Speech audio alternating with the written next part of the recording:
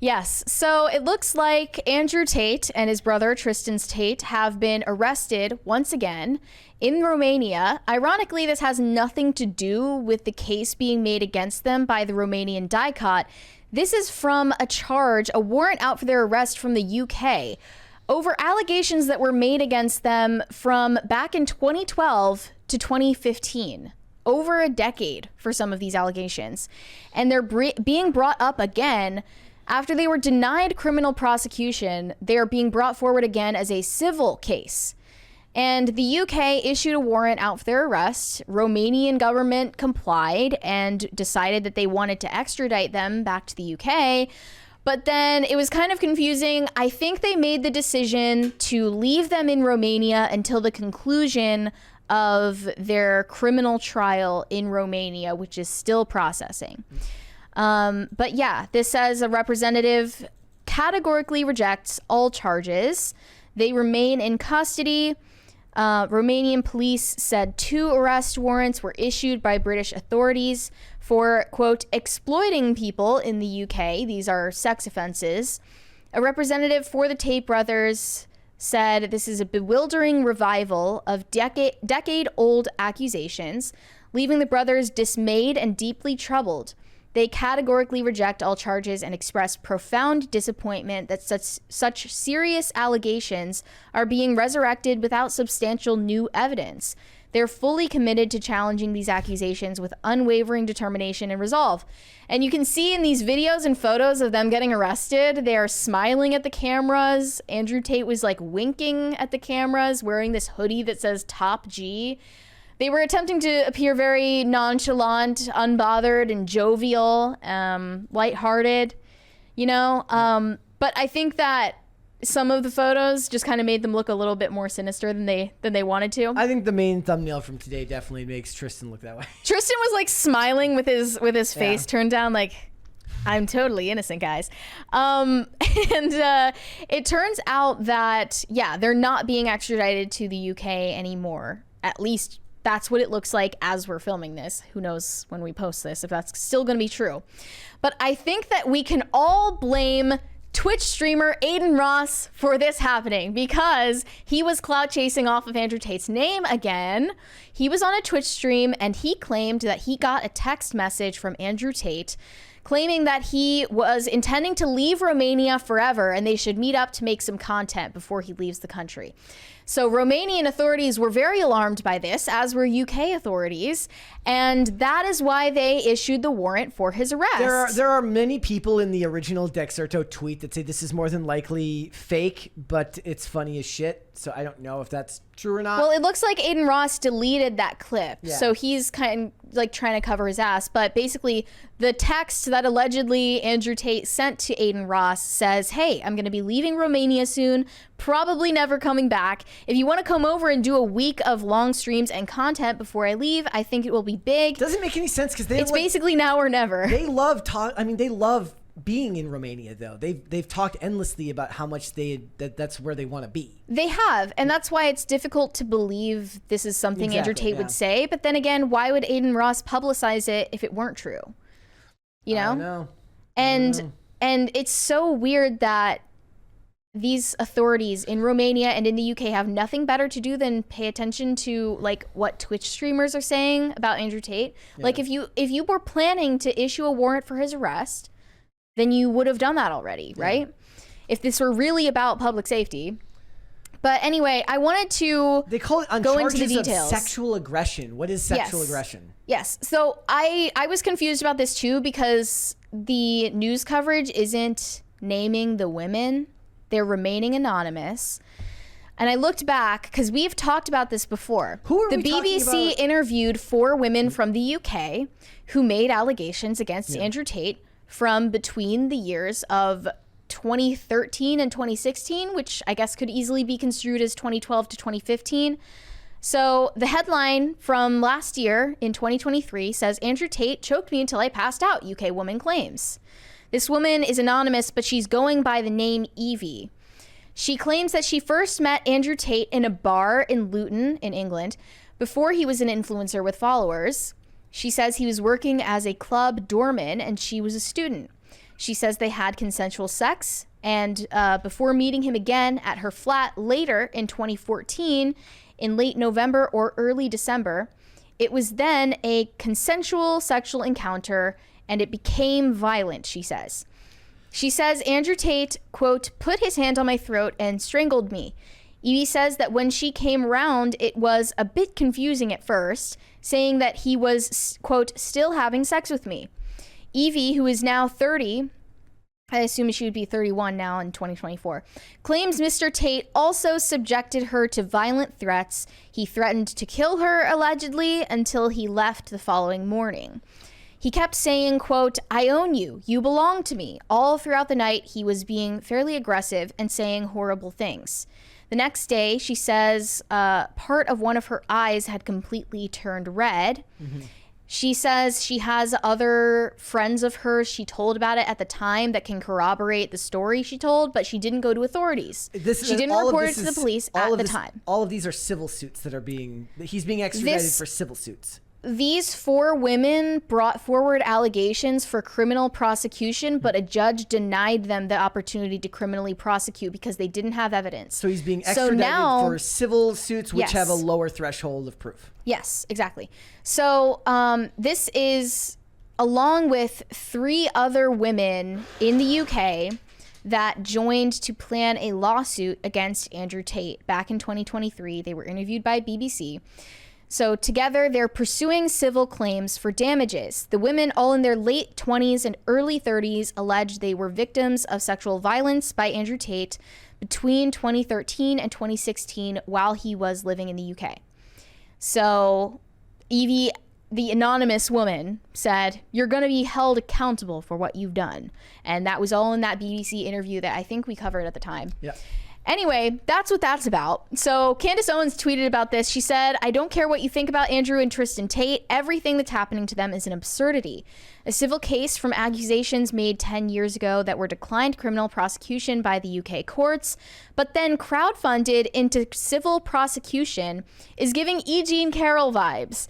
That any civil case would constitute a middle-of-the-night detainment in a foreign country is beyond absurd. It's criminal corruption. I'm honestly surprised that you would have the means or the justification to extradite someone outside of their resident country on claims in a civil suit. Yep. That's kind of insane. I mean, I know that people in the UK, like UK citizens, have no civil rights, and also Romanian citizens, they just are not precious about their civil liberties, and I understand that's a cultural difference, but that's kind of what you give up when you're not in the US. Who was the celebrity we talked about recently that I think it was Diddy, where a judge ruled that the accuser can't remain anonymous and has to come forward? There was somebody we covered recently where they basically said that like, they cannot be anonymous, that they have to come forward for a criminal trial. Okay. Yeah. Well, that makes sense. I mean, the same should be true for a civil trial. Who is he paying if he doesn't know? Who is he theoretically paying in the civil suit if he doesn't know who the hell is suing him? Well, I assume that his lawyer would be made aware of the details and their identities, but they're not wanting the media to find out who these women are for some reason. It definitely seems shady, but also the Tate brothers seem shady. To be honest, like, it was Diddy. It was the accuser can't remain anonymous. The judge rules. That was a week ago. Right. I noticed that in these arrest photos, Andrew Tate is making this bizarre gesture with his hands. It looks like he always does this. It looks like this. It looks like, and I said it looks like a goat's head. When he's doing this, he does this when his hands are cuffed, and he's done it before. He consistently makes this weird hand gesture, and I asked the internet, like, why does he do this? And someone responded to me that there's somebody in the Hustlers University chat that teaches them neuro-linguistic programming and Kabbalah, and it like has this secret meaning. I mean, I don't know all the details, but I'm just saying, like, there are a lot of reasons to think that these accusers are shady. There's a lot of reason to think that Andrew Tate is also a shady person, and that you don't know the full truth about these people. A lot of people are going to have like the people who aren't like ideologically inclined to like or dislike him based on how they see the world are going to hear the idea of like, look, no names associated with it. What do you want me to do? I just don't know what you want me to say about it. If he doesn't know who's accusing him, it's just hard. Well, he's going to know who's accusing him because his lawyer has to know. So that's a given, but they just don't want journalists to know, because they don't want journalists and independent people to be looking into this and doing their own research. I think that's really the sketchiest part of this, of them deciding to stay anonymous. I think that there's a video of him addressing this. The volume's really, really low. Post-release, the volume sucks. We've got the one from his lawyer, though. Yeah, his lawyer also did interviews. We can watch. Is the one from his lawyer in English? Yeah. Yeah, okay. So we can watch that one. The other one, it would be almost like you wouldn't be able to hear it. So let's go ahead and listen to this one here. So we gave already some explanations about that. Audio's too bad. Can you resend me the one of him, of Andrew Tate? Well, unrelated, I'm sending you a link to an interview that he recently did where he was talking about this arrest warrant, because that would make a lot more sense. I kind of find it interesting, even as we speak right now, and I'll say this publicly, as we speak right now, the UK is trying to put me in jail. England, because Romania has failed, so England has picked up. And England's coming up to me with all this garbage, and they're going to try and charge me soon with some imaginary crimes. Maybe it's why they'll drop the documentary. Well, there you go. Yeah. Of course, because you have to poison the public's mind. Yep. To believe that you are this evil guy. Right? So the UK is trying to put me in jail. And I'm saying this now on this podcast. Everyone listen to me. The UK is coming next. Romania's failed. UK's picked it up. And as the UK try and put me in jail, I sit and I wonder. I say, imagine being a prosecutor. I probably shouldn't say this stuff. I'm just going to say it. And you get paid, I don't know, $3 grand a month or whatever, $2 grand a month. And you're sitting there just looking through my whole life for months. Oh, he made money. Oh, that's a lot of money. That must be a crime. A Ferrari. Oh, that's a crime. Oh my God, he has a nice watch. Crime. Like, and just sitting there, the obsession. And for like 6 months, just sitting there, just analyzing everything. Yeah. Like, it's kind of weird that there's all these full-grown adults with this much obsession, making documentaries, trying to take me down, prosecutors in dark rooms going through my life trying to take me down, ex-girlfriend blowing up my phone who I don't reply to anymore. Like, everyone's just like, it's weird. And I just wake up going, there's so many other people's lives which are just intertwined with mine, or obsessed with the idea of trying to be involved in mine. It's actually very weird. I don't know who made that documentary.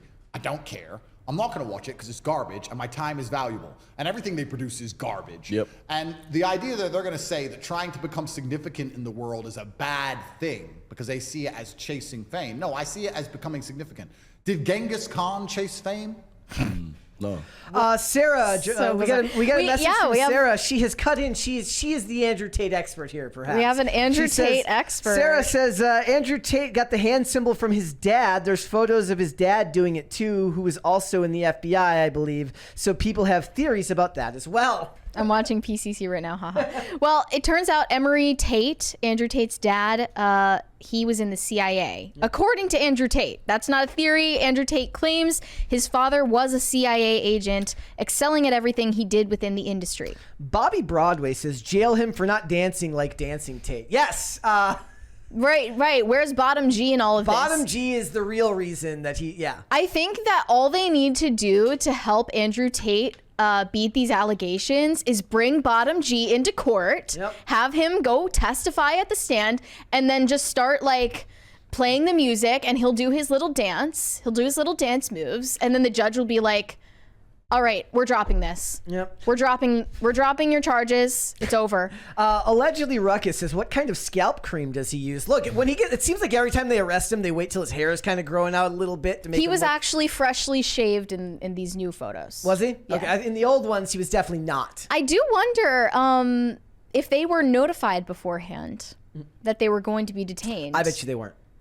Because like that has happened where if you're getting detained, they will warn you about it beforehand. Like Martin Shkreli, for instance, he got notified that the feds were gonna arrest him. But Andrew Tate's last post on X says, "The Matrix is afraid, but I only fear God." There you go. So it's the Matrix. As usual. The Matrix got him again. As it always does. Look, I just can't pretend to take any of it seriously. I don't take the accusers seriously. I don't take Andrew Tate's rhetoric seriously. It's clearly so bombastic and extreme. Like, I don't know who this guy is. Yeah. I've watched hours of this guy and I have no idea who he is. I mean, it's designed to be that way on purpose. I talk about that a lot. Whenever his topics come out, I said the problem with the internet is like by the time something like this comes out, there's 10,000 people in the comments giving you 10,000 different stories, and really it just kind of proves that the reality of the world is whatever you make it.